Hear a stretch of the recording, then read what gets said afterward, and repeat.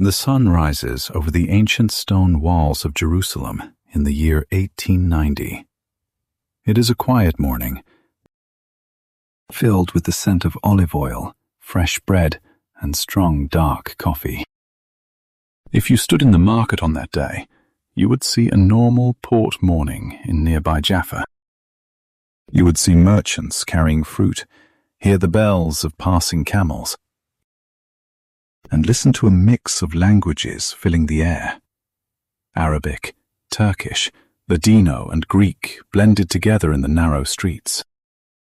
But fast forward a century, and this same quiet landscape would become the center of a roaring, deeply divided global conflict. How did this transformation happen? How did a quiet province become the most fiercely contested piece of land on Earth? Welcome. Today, we are going to explore the history of Israel and Palestine. As we travel through this complex story, you will not only learn about empires, wars, and human resilience, but you will also elevate your English. We will focus on the specific words and phrases historians use to describe conflict and change. Listen for the word coexistence. In English, the prefix co means together. Existence means living. Coexistence means living together at the same time and in the same place. In the late 19th century, coexistence was a daily reality here. It was not a perfect, flawless peace, but society functioned through a shared rhythm of life. Muslims, Christians, and Jews lived side by side under the vast, sweeping rule of the Ottoman Empire. The Ottoman Empire was a massive power based in modern-day Turkey. By the late 1800s, it had controlled this region for hundreds of years. The land we now call Israel and Palestine was not an independent country back then. It was a collection of Ottoman provinces. Most of the people living there were Arab peasant farmers, known in Arabic as the fellahin. They deeply loved their land, tending to olive groves and wheat fields that their families had worked for generations. But history is rarely perfectly quiet. Just as a tiny, invisible pathogen can spread silently through the human body long before the first fever appears, an idea can spread through a society long before a revolution begins. That idea was nationalism. In historical English, nationalism is a powerful vocabulary word. It means the belief that a group of people who share a history, culture, and language should have their own independent country. In the 19th century, nationalism was sweeping across Europe like a fever. Empires were slowly cracking. Groups of people were standing up and saying, "We want to rule ourselves."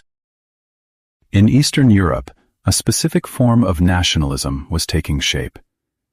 Jewish communities were suffering from brutal, violent attacks called pogroms, especially in the Russian Empire.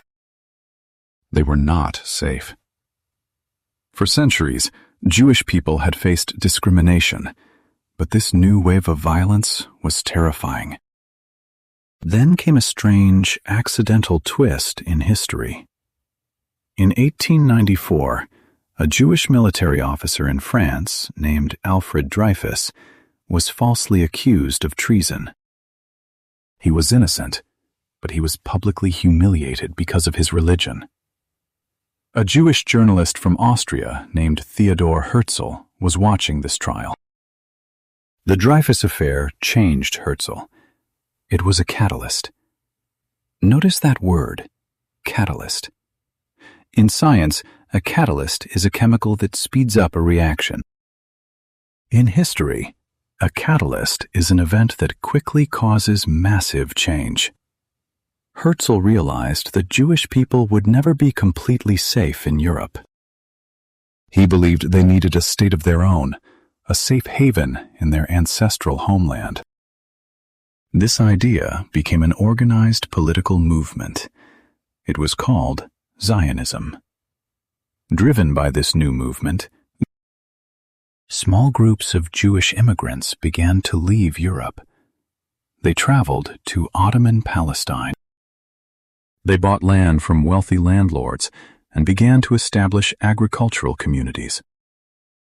These early farming villages were the first examples of modern settlement in the region. They dried up malaria-filled swamps and planted crops, determined to build a new future. But as we look at the historical map, we must turn our eyes to the people already living there. The Arab populations of the Middle East were also experiencing a profound awakening. In cities like Beirut, Damascus, and Jerusalem, Arab writers, poets, and thinkers were rediscovering their cultural pride. This period is often called the Arab Renaissance, or Al-Nahda. They, too, were infected by the idea of nationalism. Arab intellectuals began to dream of an independent Arab state, free from the control of the Turkish Ottoman rulers. They looked at the land they had lived on for centuries and saw their own future. Two powerful ideas had been born. Listen for the phrase, competing claims. A claim is a demand for something you believe is rightfully yours. When two claims compete, they clash. They cannot both easily win. By the early 1900s, we have a fascinating and dangerous situation. We have a declining empire desperately trying to hold on to power. And we have two rising national movements, Zionism and Arab nationalism, both deeply connected to the exact same piece of earth. A single, quiet tension hung in the air. The local Arab population began to feel anxious about the growing number of European Jewish immigrants and their purchase of land. The Jewish immigrants felt an urgent, desperate need to build a refuge from European violence. The Ottoman rulers watched both groups with deep suspicion, tightening laws and trying to maintain control over their fading empire. At this moment, the conflict was still mostly a quiet struggle of ideas, newspapers, and land purchases. It was not yet an all-out war. But a storm was gathering. How does a 400-year-old empire suddenly vanish? And what happens to these two competing dreams when the entire world goes to war, forcing the map of the Middle East to be completely redrawn by foreigners? The answer lies in the spark of a global conflict that would change the destiny of the world forever. Imagine looking at a map of the world. Now, imagine taking a dark pen and drawing a straight line right through the middle of a region, completely ignoring the mountains, the rivers, and the people who live there. This is exactly what happened when the world caught on fire. In 1914, World War I erupted. The Ottoman Empire, which had ruled the Middle East for 4 centuries, made a fatal decision. They joined the war on the side of Germany, fighting against the Allied powers, including the British Empire. This global war would shatter the old world order.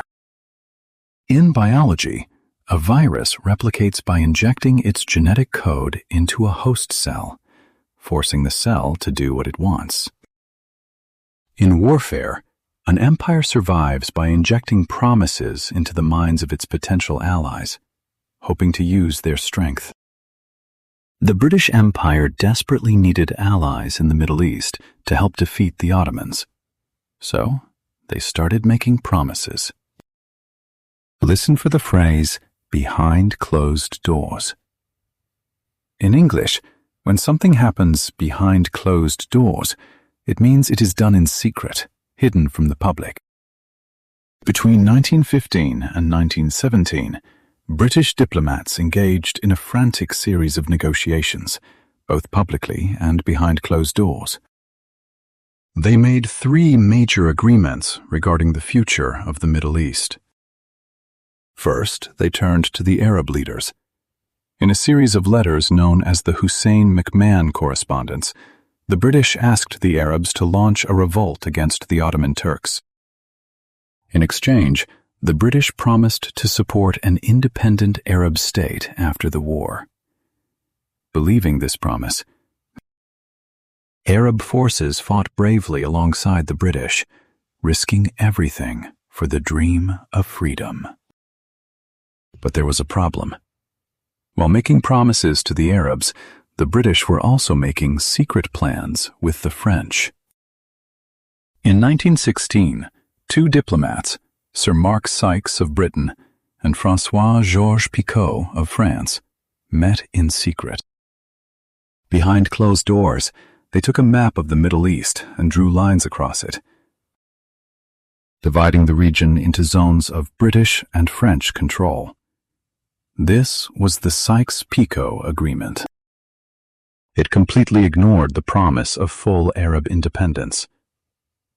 Then came the third promise, perhaps the most famous of all. By 1917, the British government wanted to win the support of the global Jewish community. On November 2nd, the British Foreign Secretary, Arthur Balfour, wrote a short letter of just 67 words. It became known as the Balfour Declaration. In it, the British government promised to support the establishment of a national home for the Jewish people in Palestine. Let us look closely at a vital historical word: contradictory. In English, the prefix contra means against or opposite. When facts or statements are contradictory, they oppose each other. They cannot both be true. Historians have debated these 3 promises for a century. Were they completely contradictory? Did the British intentionally lie, or were they just desperate to win the war? Whatever their intentions, the outcome was disastrous. The British had essentially promised the same piece of land to 2 different, passionately hopeful groups of people, while secretly planning to keep it for themselves. On a cool day in December 1917, the reality of this new era arrived in Jerusalem. The Ottoman army had retreated. British General Edmund Allenby approached the ancient walls of the city. He rode a magnificent horse, but as he reached the Jaffa Gate, he stopped. He climbed down from his horse and entered the holy city on foot. It was a gesture of profound respect. The local population watched in silence. The 400-year reign of the Ottoman Empire was officially dead. When World War I finally ended in 1918, the victorious nations formed a new global organization called the League of Nations. They needed to decide what to do with the territories that used to belong to the defeated empires. This brings us to a core keyword for understanding this conflict: mandate. In general English, a mandate is an official order to do something. But in the vocabulary of history, a mandate was a specific legal status. The League of Nations gave Britain a mandate over Palestine. It was supposed to be a temporary trust. The British were tasked with ruling the territory, keeping order, and preparing the local population for eventual self-rule. The British Mandate of Palestine officially began in 1920. Almost immediately, the biology of the region began to change. The British had to implement the Balfour Declaration. They opened the doors to Jewish immigration. In the 1920s, thousands of Jewish immigrants arrived, fleeing rising anti-Semitism in Europe and eager to build their promised national home. They brought money, European farming techniques, and a fierce determination to establish new settlements. But the Arab population of Palestine felt a deep, crushing sense of betrayal. They had fought for independence, but instead they were placed under a British mandate. Furthermore, they watched as a foreign power actively encouraged another group to move into their ancestral homeland. They feared that they would become a minority in their own country. The quiet tension of the late 19th century was gone.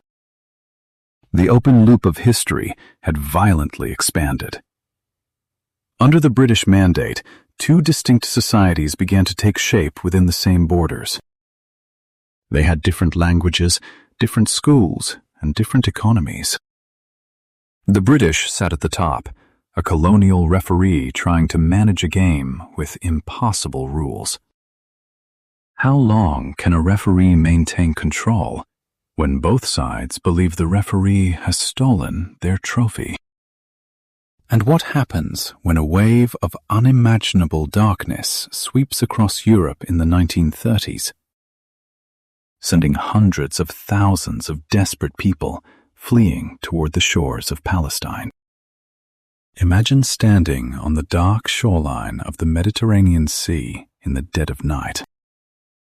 Through the salty mist, the faint, rusted outline of an overcrowded ship slowly appears out of the darkness. It is the 1930s. The ship carries thousands of exhausted men, women, and children. They are not traveling for wealth or adventure. They are fleeing for their absolute survival. Back in Europe, a terrifying shadow is spreading. Adolf Hitler and the Nazi Party have seized power in Germany. Suddenly, European Jewish citizens are being stripped of their rights, their jobs, their homes, and their dignity. Like a human body desperately reacting to a sudden trauma, a massive migration begins. Jewish families pack whatever they can carry and flee toward the British mandate of Palestine. They are looking for a way out. Listen for this word: asylum. In historical English, asylum means safety and protection given to someone who has left their own country to escape grave danger. Repeat this short phrase: seeking asylum. It is a phrase born of pure desperation. Throughout the 1930s, tens of thousands of European Jews arrived in Palestine, seeking asylum from the rising terror. Now, we must shift our perspective. Imagine standing on that exact same shoreline, but you are a local Arab farmer or merchant. You have lived on this land your entire life. Your ancestors are buried in the soil. For the Arab population, these arriving ships looked completely different. They did not just see desperate people seeking asylum. They saw a demographic earthquake. Between 1932 and 1935 alone, the Jewish population in Palestine more than doubled. Arab leaders watched in dismay as more land was purchased and new European-style villages were built. They felt their worst fears were coming true. The British were allowing their homeland to slip away, piece by piece, right in front of their eyes. In 1936, the frustration finally boiled over. The Arab population launched a massive, organized uprising.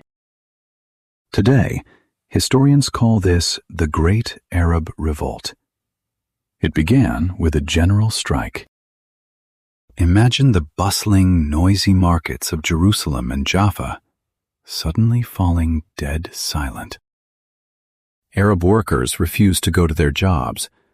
They demanded three things: an end to Jewish immigration, a ban on land sales to Jewish buyers, and immediate Arab independence. But the silence soon turned to violence. For 3 long years, armed Arab rebel groups attacked British forces and Jewish settlements. Notice the word escalation. Think of an escalator in a modern building, carrying you higher and higher. In history, an escalation is a rapid increase in violence, tension, or conflict. The Arab Revolt was a massive escalation.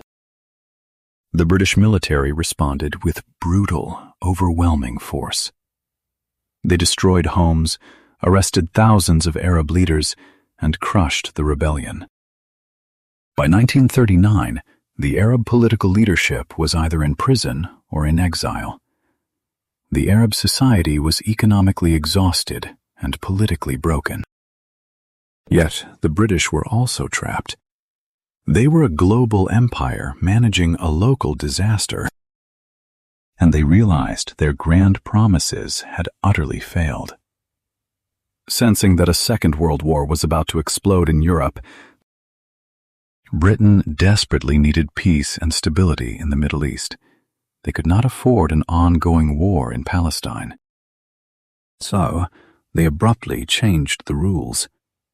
In 1939, the British government issued a new policy called the White Paper. In this document, they announced a severe limit on Jewish immigration. They also promised to create an independent state within 10 years, a state that would inevitably have an Arab majority. The timing was a catastrophic tragedy. Just as Britain bolted the doors to Palestine shut, the darkest chapter in human history began. World War II erupted, and the Holocaust was unleashed across Europe. 6 million Jewish people were systematically, industrially murdered by the Nazi regime. Those who managed to escape the death camps and the firing squads were suddenly stateless. They had no homes to return to. They became refugees. Let us carefully define refugee. A refugee is a person who has been forced to leave their country in order to escape war, persecution, or natural disaster. A refugee is a person without a safe home. When World War II finally ended in 1945, the world discovered the full, horrifying truth of the Holocaust. Hundreds of thousands of Jewish survivors were trapped in displaced persons camps across Europe. They looked toward Palestine. The Zionist movement, deeply traumatized and determined never to rely on foreign governments for their survival again, demanded the gates be opened. But the British, sticking to their 1939 policy, said no. They even sent naval ships to intercept boats full of Holocaust survivors, turning them away from the shores of Palestine. This triggered a new explosion. The Jewish militias, who had once fought alongside the British against the Germans, now turned their weapons against the British mandate. Jewish underground groups launched a fierce guerrilla war. They blew up railways, attacked British military bases, and bombed the King David Hotel in Jerusalem, the headquarters of the British administration. The referee had completely lost control of the game. By 1947, the British Empire was exhausted, practically bankrupt from World War II, and bleeding in the streets of Jerusalem. They could no longer handle the violence. They gave up. The British government announced they were terminating the mandate and handing this impossible, burning problem to the newly formed United Nations. Two traumatized, desperate populations were now standing face to face, with no colonial power left to stand between them. How do you divide a tiny sliver of land between two peoples who both claim it as their absolute, undeniable right? And what happens the day the British finally pack their bags and sail away? Listen closely. It is November 29th, 1947. In a large, tense room in New York City, a wooden gavel strikes a desk. Thousands of miles away, in the bustling cafes of Tel Aviv and the quiet stone houses of Jerusalem, families are huddled tightly around crackling wooden radios. The United Nations is voting. They are voting on the future of Palestine. The voice on the radio reads out the names of countries, one by one, deciding the fate of a land most of the diplomats have never seen. France, yes. United Kingdom, abstain. United States, yes. The United Nations had decided to try a drastic surgical procedure on the map of the Middle East. They passed a resolution. Listen for this word, resolution. In political English, a resolution is a formal, binding decision made by a recognized organization. This specific decision was called the partition plan. Let us define another crucial term, partition. In historical English, a partition is the action of dividing a territory into separate political parts. The UN plan proposed splitting the British Mandate of Palestine into two independent states. One would be a Jewish state. The other would be an Arab state. Jerusalem, sacred to everyone, would become a special international zone managed by the United Nations. It was a map drawn with impossible, tangled lines. For the Jewish population, the radio broadcast sounded like a miracle. After centuries of global persecution and the unimaginable fresh horror of the Holocaust, the international community was legally recognizing their right to a nation. They were finally being granted sovereignty. Sovereignty means supreme independent power or authority over a specific territory. People poured into the streets of Tel Aviv, dancing, singing, and weeping tears of joy. But for the Arab population, the broadcast was a devastating blow. Arab leaders and citizens fundamentally rejected the partition. From their perspective, the United Nations, a group of distant foreign powers, was giving away more than half of their ancestral homeland to an immigrant population, but owned only a small fraction of the soil. They felt their expected sovereignty was being stolen. The very next morning, the fragile, nervous peace shattered entirely. Civil war erupted across the roads and hills of Palestine. Neighboring Arab countries vowed to stop the partition by force. The British military, still technically in charge of the mandate, slowly began packing their bags, hiding inside their fortified bases while watching the region collapse into chaos. Then came a day that would echo through history forever. May 14th, 1948. In a small, crowded art museum in Tel Aviv, under a large portrait of Theodor Herzl, a Jewish leader named David Ben-Gurion stood up. He read a profound, carefully written document, officially declaring the establishment of the State of Israel. The Jewish people finally had their state. At midnight, the British walked away. The last British ships sailed into the dark. The very next day, May 15th, the armies of 5 neighboring Arab nations, Egypt, Syria, Transjordan, Lebanon, and Iraq, crossed the borders into the former Mandate territory. The 1948 Arab-Israeli War had officially begun. The war was fought city by city, road by road. The siege of Jerusalem left residents starving, rationing tiny cups of water and eating wild leaves to survive. Historians debate the exact military advantages of both sides during different phases of the war, but the outcome is undisputed. The newly formed Israeli military, fighting for their absolute survival with imported weapons and fierce coordination, not only defended their new nation, but eventually pushed back the Arab armies. By 1949, the heavy fighting finally stopped. But there was no official peace treaty. There was only an armistice. Listen carefully to this word: armistice. In English, an armistice is a formal agreement between enemies to stop fighting. It is a temporary pause in a war, a ceasefire, not a permanent peace. The military lines drawn on the map in 1949 were drawn with green ink. Because of this, these armistice borders became known to the world as the Green Line. When the smoke cleared, the map looked entirely different. The proposed Arab state never came into existence.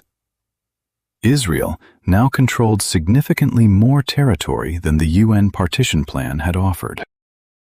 Egypt took control of a small, crowded coastal strip called Gaza. Transjordan occupied the eastern hills, an area that would soon become known as the West Bank. But the most profound change was not the lines on the map. It was the tragedy of the people. During the months of brutal fighting, between 700,000 and 750,000 Palestinian Arabs fled their homes or were expelled by advancing Israeli forces. Entire farming villages were emptied. Historic neighborhoods in cities like Jaffa and Haifa fell silent. Families fled on foot or by boat, carrying only what they could hold in their arms, believing they would return in a few weeks when the fighting stopped. Notice how historians use the word catastrophe. A catastrophe is an event causing great and sudden damage, suffering, or ruin. In Arabic, this massive displacement is known as the Nakba, which translates directly to the catastrophe. Hundreds of thousands of Palestinians suddenly found themselves living in crowded, desperate tent camps. In Gaza, the West Bank, Lebanon, Syria, and Jordan. They were now a stateless people. A new, massive refugee crisis had been born. And the right of these families to return to their homes would become one of the most painful, violently contested issues in modern history. The open loop of the British era had closed, but a new, deeper wound had opened. The State of Israel had miraculously survived its violent birth, securing a permanent, fortified homeland for the Jewish people. They began building a dynamic new society. Yet, just across the new, fragile Green Line, a dispossessed Palestinian nation sat in exile, holding the iron keys to houses they could no longer reach. How does a new country build an economy and a government, while surrounded by neighbors who refuse to recognize its right to exist? And what happens to a generation of Palestinian children growing up in the dusty alleys of those refugee camps, dreaming of a homeland they have never seen? Imagine holding a heavy, rusted iron key to a front door that no longer exists. For hundreds of thousands of people in the 1950s, this key was not a metaphor. It was a physical object they carried in their pockets. Just as a human body heals a wound by forming tough, permanent scar tissue, the newly divided land of the former British Mandate began to harden into two very different, permanent realities. Inside the borders of the new State of Israel, a miracle of survival and nation-building was underway. The Jewish population, traumatized by the Holocaust and surrounded by hostile neighbors, worked with fierce urgency. They drained swamps, built modern universities, and planted vast agricultural forests. Hundreds of thousands of new Jewish immigrants poured into the country. Many were European survivors, but many others were Jewish refugees fleeing or expelled from ancient communities in Arab countries, like Iraq, Yemen, and Morocco. Israel was becoming a diverse, highly mobilized fortress. But just a few miles away, across the barbed wire of the armistice borders, the reality was starkly different.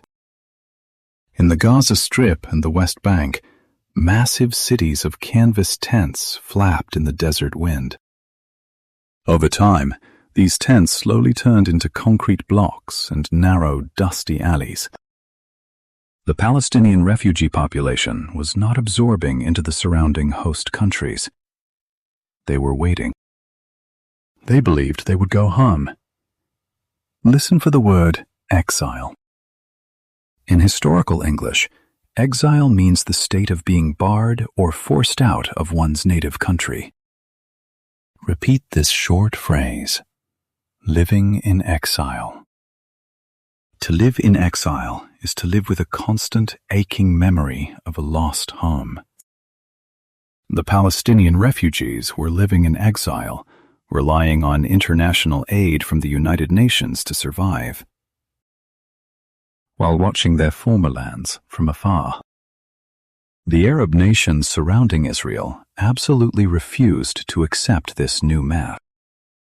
This brings us to a vital political term: recognition. In diplomacy, recognition is the formal acknowledgement by one country that another country exists and is a legitimate government.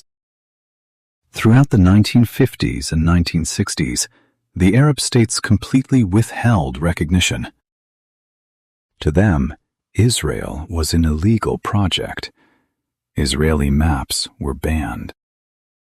Israeli citizens could not cross the borders.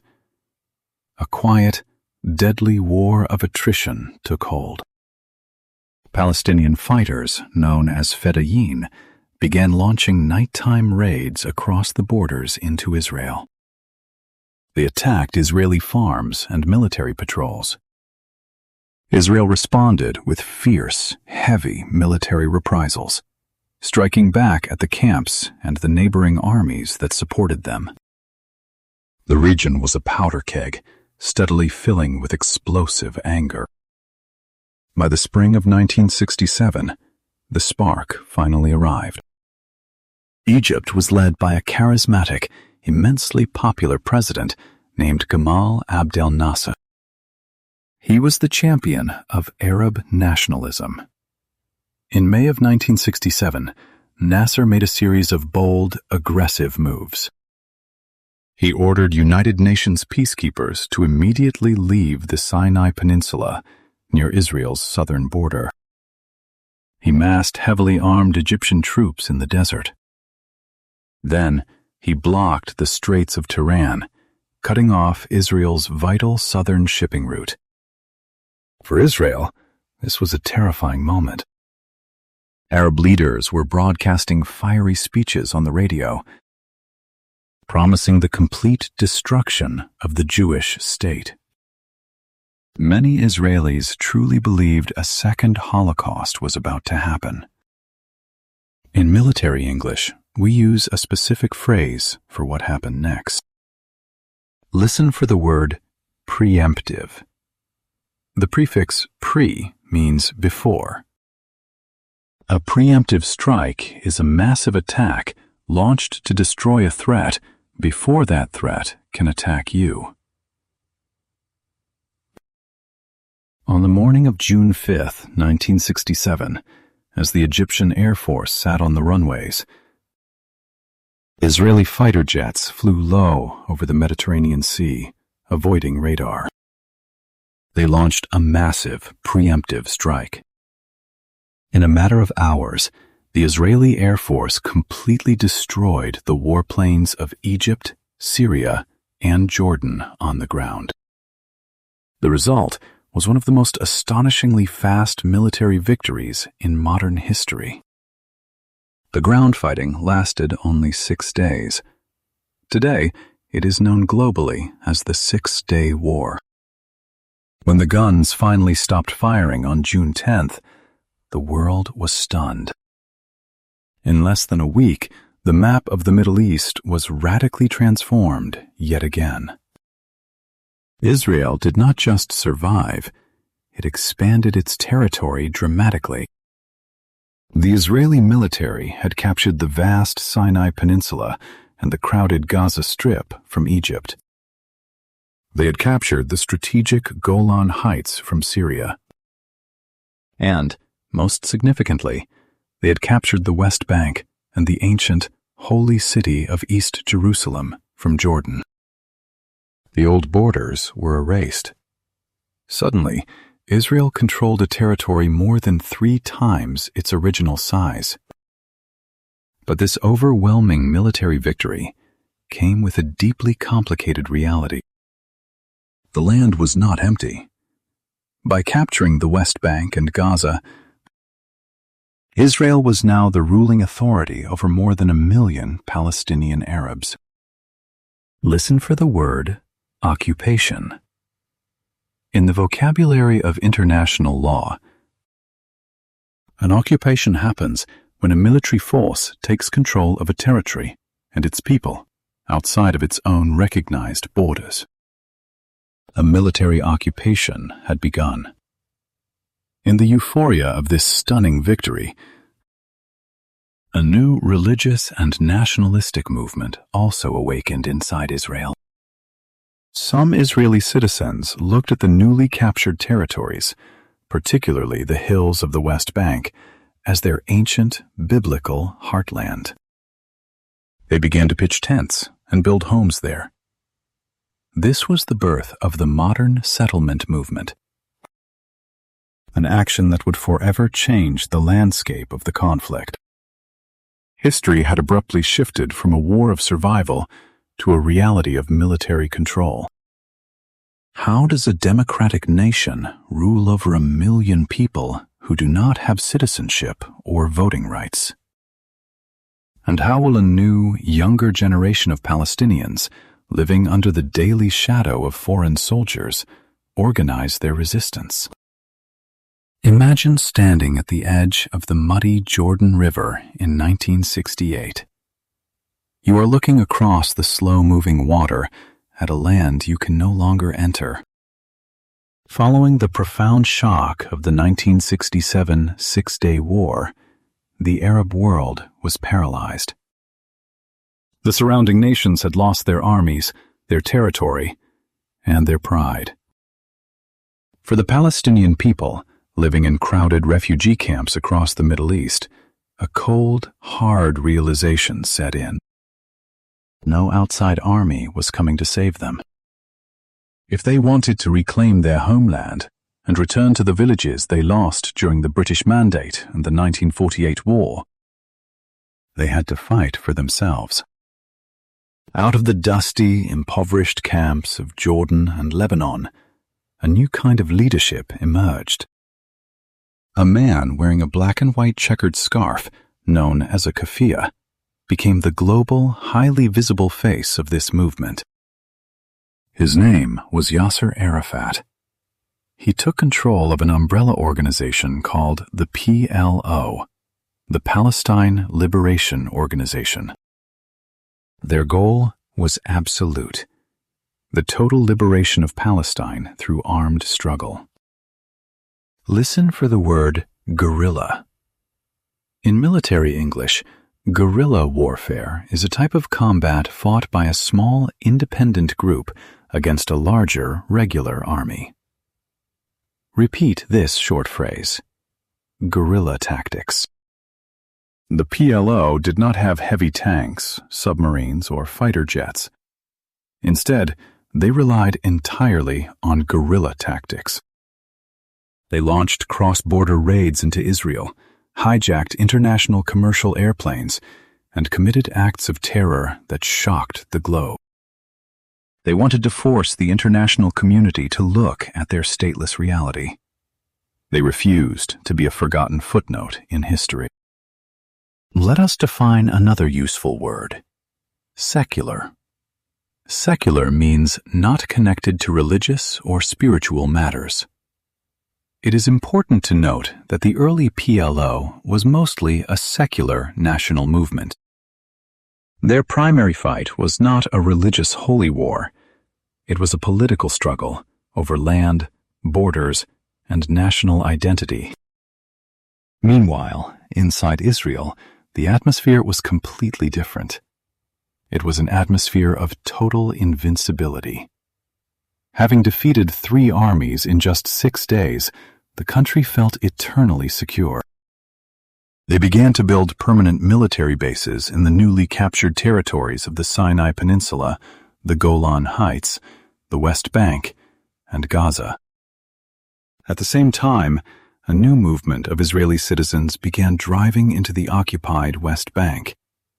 They believed this captured land was their ancient, God-given, biblical heartland, which they called Judea and Samaria.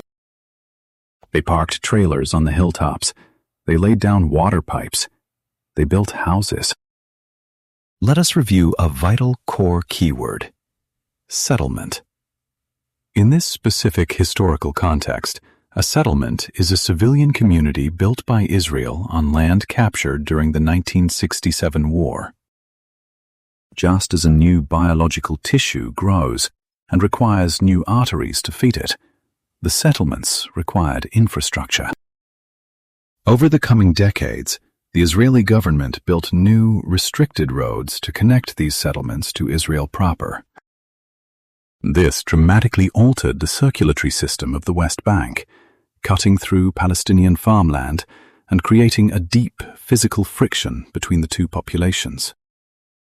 But invincibility is an illusion. It is a dangerous trick of the mind. On October 6, 1973, it was Yom Kippur, the holiest and quietest day in the Jewish calendar. The streets of Israel were entirely silent. Radios were turned off. Traffic was non-existent. Suddenly, the sharp, terrifying wail of air raid sirens shattered the afternoon quiet. Listen for the phrase, caught off guard. In English, when you are caught off guard, you are completely surprised by something unexpected, usually when you are unprepared. The Israeli military and intelligence agencies were entirely caught off guard. Egypt and Syria had launched a massive, highly coordinated surprise attack to take back the lands they lost in 1967. This became known globally as the Yom Kippur War, or the October War. The early days of the fighting were disastrous for Israel. Sirens wailed, and reservists rushed to their military bases in civilian clothes. Israel suffered heavy, devastating losses before eventually mobilizing and pushing the Arab armies back. Ultimately, Israel won the war militarily, but the psychological trauma was permanent. The nation realized a difficult truth.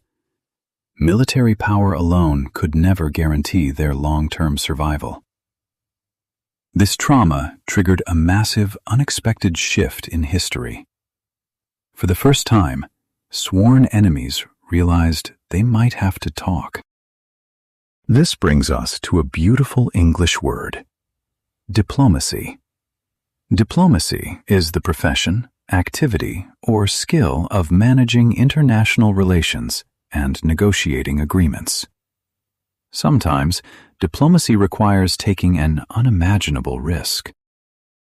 In 1977, Egyptian President Anwar Sadat did the unthinkable. He flew directly to Jerusalem. He stood at a wooden podium in the Israeli parliament, the Knesset, and offered a hand of peace. A year later, the United States hosted the leaders of Israel and Egypt at a quiet, secluded forest retreat called Camp David. After days of intense, bitter negotiation, they signed a historic peace treaty. Israel agreed to dismantle its settlements in the Sinai and returned the entire massive peninsula to Egypt. In exchange, Egypt became the first Arab nation to officially recognize Israel's right to exist. They shook hands on the sunny lawn of the White House. A monumental loop in history had closed. The biggest military threat to Israel's southern border was gone forever. However, the Camp David Accords contained a massive blind spot. The Palestinian people were left entirely out of the agreement. They watched the handshake on television from their refugee camps and from their occupied towns in the West Bank and Gaza, feeling abandoned by the strongest Arab nation. Hundreds of thousands of Palestinians were still living under strict Israeli military occupation. Their frustration was quietly boiling over as Israeli settlements expanded on the hills directly above their homes. What happens when a generation of young people, born under the daily shadow of foreign soldiers, decides they have absolutely nothing left to lose? And how does a society react when children with stones face off against an army with rifles? Imagine an army equipped with heavily armored vehicles and automatic weapons, facing a neighborhood of teenagers armed only with rocks and burning tires. This was the startling, highly unequal image broadcast to television sets around the world in December 1987. 2 decades of living under foreign military control had created a deeply frustrated, exhausted generation in the West Bank and Gaza. They had never known an Arab army to protect them, and they had never known the borders of an independent state. They only knew checkpoints, military curfews, and the shadow of the expanding Israeli settlement blocks on the hills above their towns. The pressure had been building silently for years. Finally, a single tragic accident provided the spark. On December 8, 1987, in the crowded, dusty alleys of the Jabalia refugee camp in Gaza, an Israeli military truck collided with a civilian car. 4 Palestinian workers were killed. Rumors quickly spread through the camp that the crash was a deliberate attack. Whether it was an accident or not, the reaction was explosive. Thousands of Palestinians poured into the streets to protest. This was the birth of the first Intifada. In Arabic, the word intifada literally means a shaking off, like a dog shaking off water or a person shaking off a heavy sleep. It was a massive, grassroots civilian rebellion. Listen for the word uprising. In English, an uprising is a localized act of resistance or rebellion against the government or military in control. Repeat this short phrase: a popular uprising. By popular, historians mean it came from the ordinary people, not the wealthy politicians. This uprising completely changed the biology of the conflict. It was not fought by regular armies with tanks and airplanes. Instead, the Palestinian population used strikes, massive street demonstrations, and another powerful tool. Let us define the word boycott. To boycott is to completely refuse to buy, use, or participate in something as a way of protesting. During the First Intifada, Palestinians organized widespread boycotts. They stopped buying Israeli products. They refused to pay taxes to the military administration. They pulled their labor out of the Israeli economy, causing severe disruptions. The Israeli military, trained for conventional warfare against foreign nations, suddenly found itself struggling to police a massive civilian uprising. The global community watched with deep concern as the military responded with severe physical force, mass arrests, and strict curfews. For years, the violence dragged on. The economy suffered. Both societies were bleeding. Then came a crucial realization. Listen for the phrase status quo. In political English, the status quo is the existing state of affairs. It is the way things currently are. By the early 1990s, leaders on both sides realized that the status quo was completely unsustainable.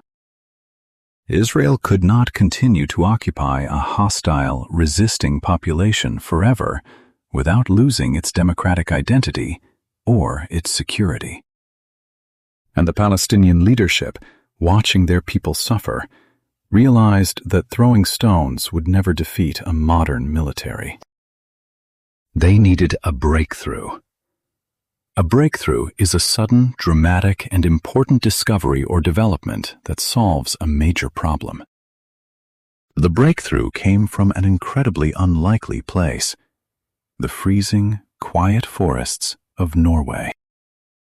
In 1993, while the Intifada was still raging in the streets, a small group of Israeli and Palestinian academics and politicians began meeting in secret. Because it was illegal under Israeli law at the time to meet with the PLO, these meetings happened entirely behind closed doors. They drank coffee, shared meals, and for the first time spoke directly to their enemies. These secret talks produced a miracle document known as the Oslo Accords. It was the most dramatic political shift in the region since the turbulent years of the British Mandate. The foundation of the Oslo Accords was an exchange of letters. It was a profound moment of mutual recognition. Yasser Arafat, the leader of the PLO, officially recognized the State of Israel's right to exist in peace and security, renouncing terrorism. In return, Israeli Prime Minister Yitzhak Rabin officially recognized the PLO as the legitimate representative of the Palestinian people. On September 13, 1993, the world watched a moment that previously seemed impossible. On the bright, sunny south lawn of the White House in Washington, D.C., U.S. President Bill Clinton stood between Yitzhak Rabin and Yasser Arafat. Clinton opened his arms wide. Arafat reached out his hand. Rabin hesitated for a fraction of a second, his face tight with the heavy, painful memory of decades of war. Then, he took Arafat's hand and shook it. The crowd erupted into applause. The Oslo Accords created a new temporary government called the Palestinian Authority. For the first time in history, Palestinians were granted limited self-rule in parts of the West Bank and Gaza. The Israeli military slowly began to withdraw from major Palestinian cities. A massive, hopeful loop had opened. The world believed peace was finally arriving. But treaties written on paper must survive the reality on the ground. The Oslo Accords did not solve the hardest problems. They delayed them. The agreement purposely ignored the most explosive, core issues: the final borders, the status of Jerusalem, the fate of the Palestinian refugees, and the ongoing presence of every Israeli settlement. Just as a human body will sometimes violently reject a newly transplanted organ, the radical elements of both societies violently rejected the peace process. For the religious extremists in Israel, giving up the biblical land of the West Bank was a sin against God. For the militant Palestinian groups, like a rising organization called Hamas, recognizing Israel was a betrayal of their historic homeland. How fragile is peace when the loudest voices in the room want to destroy it? And what happens when an assassin's bullet strikes the very heart of the peace process, plunging the region back into an unimaginable nightmare? Imagine a massive, brightly lit public square filled with over 100,000 people singing a song of peace. Now, Imagine the terrifying, absolute silence that follows 3 sudden, sharp noises in the dark. It is the night of November 4th, 1995, in Tel Aviv. Israeli Prime Minister Yitzhak Rabin has just finished giving a passionate speech. He stood on the stage, singing a famous Hebrew anthem called A Song for Peace. When he finished, he folded the lyric sheet, put it into his jacket pocket, and walked down the stairs toward his car. Waiting for him in the shadows was not a foreign enemy, nor a Palestinian militant. It was a 25-year-old Israeli law student. He drew a pistol and fired. Rabin died shortly after. The folded paper in his pocket, carrying the lyrics of peace, was stained with his blood. Listen carefully for the word extremism. In historical English, extremism is the holding of radical political or religious views, especially views that support using violence to achieve a goal. Repeat this short phrase: driven by extremism. The man who shot the Prime Minister was driven by extremism. He believed that giving up any part of the biblical land of the West Bank was a crime against God, and he was determined to stop the peace process at any cost. His terrible plan worked. History was violently derailed. Just as a human body might suddenly reject a transplanted heart, attacking the new organ to protect itself, the societies of Israel and Palestine began to violently reject the peace process. The mutual trust required to make the Oslo Accords function completely broke down. Let us define another important action word: sabotage. To sabotage means to deliberately destroy, damage, or obstruct something, usually for political or military advantage. Extremists on both sides actively worked to sabotage the agreements. In the Palestinian territories, a militant Islamic organization named Hamas strongly opposed the PLO's decision to recognize Israel. They began a devastating campaign of suicide bombings. They targeted Israeli buses, restaurants, and shopping malls. The Israeli public was deeply traumatized, feeling that their compromise had only brought more terror into their cities. At the same time, Palestinians felt deeply betrayed. Despite the promises of the Oslo Accords, the Israeli military occupation had not truly ended.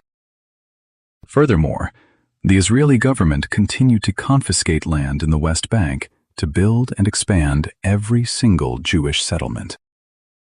For the Palestinian people, it felt as though they were negotiating over a pizza, while the other side was actively eating it. In a desperate, final attempt to save the failing peace process, U.S. President Bill Clinton invited the leaders back to the negotiating table. It was July of the year 2000. They met at Camp David, the secluded presidential retreat in the forests of Maryland. Israeli Prime Minister Ehud Barak and Palestinian leader Yasser Arafat sat down to resolve the hardest, most painful issues that the Oslo Accords had purposely ignored. They had to draw the final borders. They had to divide the holy city of Jerusalem. And they had to decide the fate of millions of people who held the status of a Palestinian refugee. Notice the word unprecedented. In English, when something is unprecedented, it means it has never been done or known before. The negotiations were unprecedented. Prime Minister Barak offered the Palestinians a sovereign state in the Gaza Strip and the vast majority of the West Bank, along with a capital in East Jerusalem. It was the most far-reaching proposal an Israeli leader had ever made. But for Arafat, the offer was not enough. The proposed borders would leave major Israeli settlement blocks inside the new Palestinian state, dividing it into disconnected pieces. Most importantly, Israel absolutely refused to allow the millions of descendants of the 1948 refugees to return to their ancestral towns inside Israel, arguing it would destroy the Jewish majority of the state. After 2 agonizing weeks, the talks completely fell apart. Listen for the word collapse. To collapse means to fall down or fail suddenly and completely. The Camp David summit collapsed. The leaders went home, blaming each other for the failure. The open loop of hope that began in 1993 was violently slammed shut. The atmosphere in the region became dangerously toxic. A deep, heavy frustration blanketed the lands of the former British Mandate. In September 2000, Ariel Sharon, a highly controversial right-wing Israeli politician, visited the deeply contested holy site in Jerusalem, known to Jews as the Temple Mount, and to Muslims as the Al-Aqsa Mosque compound. He arrived surrounded by hundreds of heavily armed riot police. For Palestinians, this visit was a massive, deliberate provocation. Protests erupted instantly. The Israeli police responded with lethal force. Within days, the second intifada exploded. Unlike the first intifada, which was largely characterized by strikes and thrown stones, the second intifada was a terrifying, heavily armed conflict. It was characterized by horrific violence on both sides. Palestinian militant groups launched a relentless, devastating wave of suicide bombings deep inside Israeli cities, destroying the Israeli sense of personal security. In response, the Israeli military launched massive invasions back into the Palestinian cities of the West Bank, areas they had previously handed over to the Palestinian Authority. They used tanks, attack helicopters, and F-16 fighter jets to crush the uprising. The physical landscape of the region was about to change permanently. Arguing that they needed a physical shield to stop suicide bombers from walking into their cities, the Israeli government made a monumental decision. They began building a massive separation barrier. In some places, it was an electronic fence. In others, it was a towering gray concrete wall standing 25 feet tall. For Israel, it was an absolute security necessity that dramatically reduced terrorism. But for the Palestinians, it was an illegal land grab. Because the wall did not follow the green line of the armistice borders, it cut deep into the West Bank. It separated Palestinian farmers from their fields, children from their schools, and families from each other. How does a society heal when it is permanently divided by thousands of tons of concrete? And what happens when the massive, crowded coastal strip known as Gaza is suddenly, entirely evacuated by the Israeli military, only to be taken over by a militant group completely dedicated to Israel's destruction? Imagine watching an army send heavy, armored bulldozers to completely crush and destroy the homes of its own citizens. In the scorching, humid heat of August 2005, this astonishing, surreal scene played out on the white sand shores of the Mediterranean Sea. The Israeli government had made a shocking, historic decision. They ordered their military to enter the Gaza Strip, a narrow, intensely crowded piece of land they had occupied since the end of the 1967 war. But the soldiers were not there to fight Palestinian militants. They were there to evict every single Israeli citizen living in a settlement inside Gaza. Families who had built greenhouses and lived there for decades wept bitterly as soldiers, sometimes crying alongside them, forced them onto buses. After the people were gone, The military's bulldozers flattened the empty houses into dust, ensuring nothing was left behind to be used by the enemy. Finally, the last Israeli soldier locked the heavy iron border gate behind him. Listen for this word: unilateral. In political English, the prefix uni means one. A unilateral decision is an action taken by only one side, without negotiating or agreeing with the other side. Repeat this phrase: a unilateral withdrawal. Israel's departure from Gaza was completely unilateral. They did not sign a peace treaty with the Palestinian Authority to hand over the land.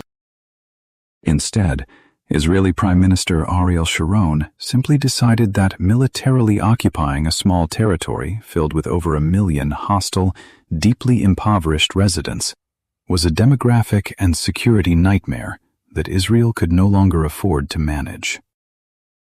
For a brief, fleeting moment, the Palestinian residents of Gaza celebrated. They could finally walk to the beach without passing through heavily armed military checkpoints. They had total internal control of their small strip of land. But the open loop of hope closed almost immediately. In 2006, the Palestinian people held democratic elections. The result stunned the global community. Hamas, the militant Islamic organization that had violently opposed the peace process and claimed responsibility for devastating suicide bombings, won the majority of seats in the parliament. This created a massive, explosive political crisis. Let us define the word faction. A faction is a smaller, highly organized, and often dissenting group within a larger political organization. The Palestinian political world violently split into two deeply opposed factions. On one side was Fatah, the secular, internationally recognized party that controlled the Palestinian Authority and had originally signed the Oslo Accords. On the other side was Hamas, an Islamist faction that fundamentally refused to recognize the State of Israel's right to exist. In 2007, the boiling political tension between these factions erupted into a brief, brutal civil war in the streets of Gaza.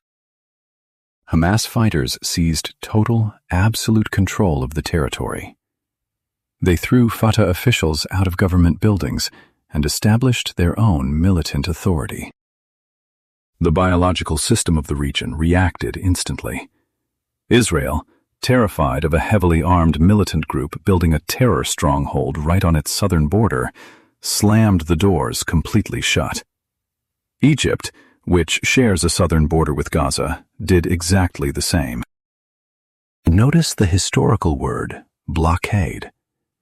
To impose a blockade means to use military and naval force to seal off a place entirely, preventing goods, weapons, or people from entering or leaving. Gaza was placed under a crippling, permanent blockade. The local economy collapsed. Electricity became scarce, often only available for a few hours a day. Clean water became a luxury. The Strip essentially became an isolated, heavily surveilled fortress holding roughly 2 million people, many of whom still held the official, painful status of a refugee from the 1948 war. With Gaza entirely sealed off, a new, highly predictable, and deeply tragic rhythm of modern warfare began. Hamas and other militant groups built a massive, hidden network of underground tunnels beneath the densely populated city streets. They smuggled in parts and began manufacturing thousands of unguided rockets. Whenever tensions flared, often sparked by clashes at holy sites in Jerusalem or military raids in the West Bank, Hamas would fire volleys of rockets deep into Israeli civilian cities. In response, Israel deployed an advanced, high-tech missile defense system known as the Iron Dome, which intercepted many of the rockets in the sky. However, millions of Israeli citizens still lived in constant fear, given only 15 seconds to run to heavily fortified bomb shelters when the piercing air raid sirens wailed. Israel would then respond to the rocket fire with overwhelming, devastating military force from the air. Because Hamas operated in one of the most densely populated places on Earth, often hiding weapons near homes, schools, and hospitals, the Israeli airstrikes caused massive, catastrophic civilian casualties. Entire residential neighborhoods in Gaza were reduced to gray, smoking rubble. Listen for this important descriptive word: disproportionate. In English, when something is disproportionate, it is much too large or much too small in comparison to something else. Historians, diplomats, and human rights groups fiercely debate this word. Critics strongly argue that Israel's use of advanced fighter jets against a blockaded population is a disproportionate use of force that unfairly punishes innocent civilians. Israel strongly argues that any sovereign nation has the absolute, undeniable right to defend its citizens from relentless rocket fire, and they blame Hamas entirely for hiding behind a civilian population. This catastrophic cycle repeated itself over and over. Major, devastating wars broke out in 2008, 2012, 2014, and 2021. Each time, a temporary ceasefire was eventually signed. Each time, both sides claimed a form of victory. Yet, nothing fundamentally changed. The blockade remained. The rubble was cleared. The trauma deepened. Meanwhile, in the West Bank, the peace process was entirely dead. The Palestinian Authority was weak, corrupt, and deeply unpopular among its own people. The Israeli military maintained its strict, complex occupation. Israeli civilians continued to move into every expanding settlement, cementing their permanent presence on contested land. A massive, cold, seemingly permanent stalemate had settled over the region. The old dynamic of the British Mandate had evolved into a modern, high-tech tragedy. Two peoples, completely intertwined, yet separated by concrete walls, missile defense systems, and decades of bitter hatred, were locked together in a pressure cooker. How long can a heavy, airtight lid stay clamped onto a boiling pot before the metal finally cracks? And what happens when a single, unprecedented morning shatters the status quo forever, bringing the absolute deepest fears of both nations to horrifying life? The metal of the pressure cooker did not just crack. On a quiet holiday morning, it shattered completely. Imagine waking up to the sound of thousands of rockets tearing through the dawn sky, while the highly advanced, billion-dollar security walls you trusted to keep you safe suddenly, violently collapse. It was October 7th, 2023. It was the Jewish holiday of Simchat Torah. In southern Israel, young people were dancing at an outdoor music festival in the desert, and families were sleeping in the quiet agricultural villages known as kibbutzim near the Gaza border. They had no idea that the most devastating, catastrophic day in modern Israeli history was about to begin.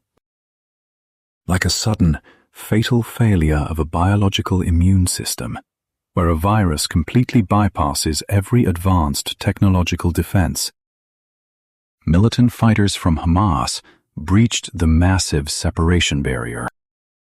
Listen for this specific word: infiltration. In military English, an infiltration is the action of entering a territory secretly, especially to attack or gather intelligence. Repeat this short phrase: A massive infiltration. This was not a standard military battle between armies. Thousands of armed militants poured across the border into Israeli towns. The outcome was horrifying. Around 1,200 Israelis and foreign nationals were killed, the vast majority being unarmed civilians. The militants also took over 250 people hostage, dragging them, including women, children, and the elderly, deep into the dark underground tunnel network of Gaza. For the Israeli public, it was the realization of their absolute darkest nightmare. It shattered their sense of invincibility and triggered a trauma that echoed the defenselessness of the Holocaust. But a pendulum of history swings in both directions, and the resulting military response was unprecedented. The Israeli military, deeply traumatized and fiercely determined to destroy Hamas and rescue the hostages, launched an overwhelming war in the Gaza Strip. For the Palestinian people trapped inside the heavily blockaded territory, their deepest, most terrifying fears were instantly brought to life. As Israeli fighter jets and ground troops moved in, the physical destruction was absolute. Entire cities were leveled into dusty, gray wastelands of twisted metal and concrete. Hundreds of thousands of Palestinians were ordered to evacuate, fleeing from the north to the south, carrying their children and whatever they could hold in their arms. Notice the phrase, collective trauma.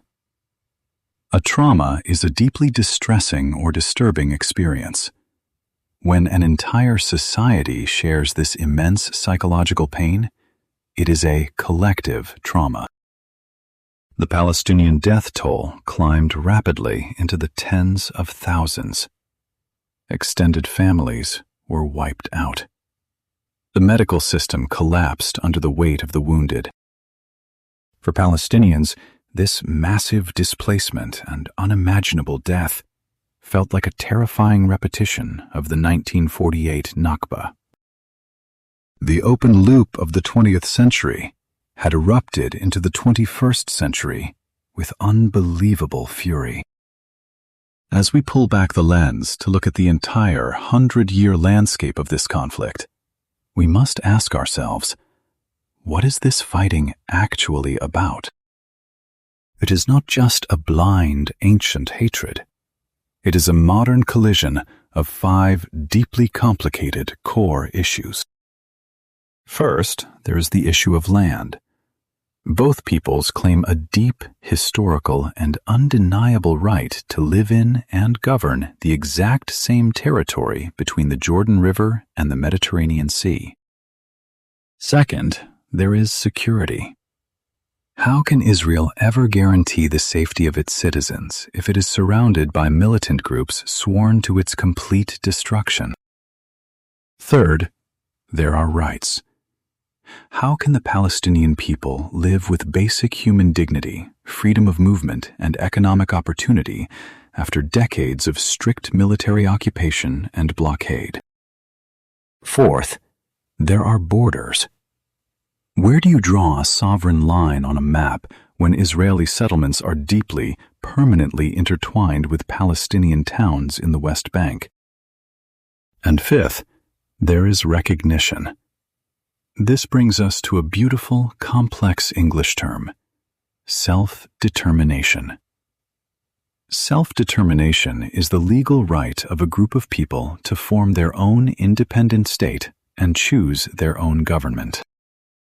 Both Israelis and Palestinians passionately demand the absolute right to self-determination. These are the core issues that the British Mandate failed to solve. These are the issues the United Nations could not easily partition away in 1947. These are the issues that collapsed the peace talks at Camp David in 2000. When you look closely at the history of Israel and Palestine, you see a profound, tragic mirror. You see 2 highly mobilized, traumatized populations. You see the Jewish people, who survived centuries of global exile and the industrial horrors of the Holocaust, determined to build and protect a safe haven in their ancient homeland. And you see the Palestinian people, who suffered a catastrophic displacement, fighting desperately to end an occupation and win back the soil of their ancestors. Historians debate the precise turning points. Politicians debate the blame. But the fundamental, biological reality of the region remains. Millions of Israelis and millions of Palestinians live on this land today. Neither society is going to disappear. Understanding this history does not give us a simple, magical solution, but it gives us the vocabulary of empathy. It helps us see beyond the black and white headlines of the daily news. It teaches us that peace, if it ever truly comes, will not be a piece of paper signed behind closed doors by distant empires. It will be the slow, painful, and brave process of two peoples finally recognizing each other's equal right to exist. Thank you for walking through this difficult, vital history with me. You have expanded your English, and you have witnessed the profound resilience and tragedy of the human spirit. Keep learning. Keep asking questions.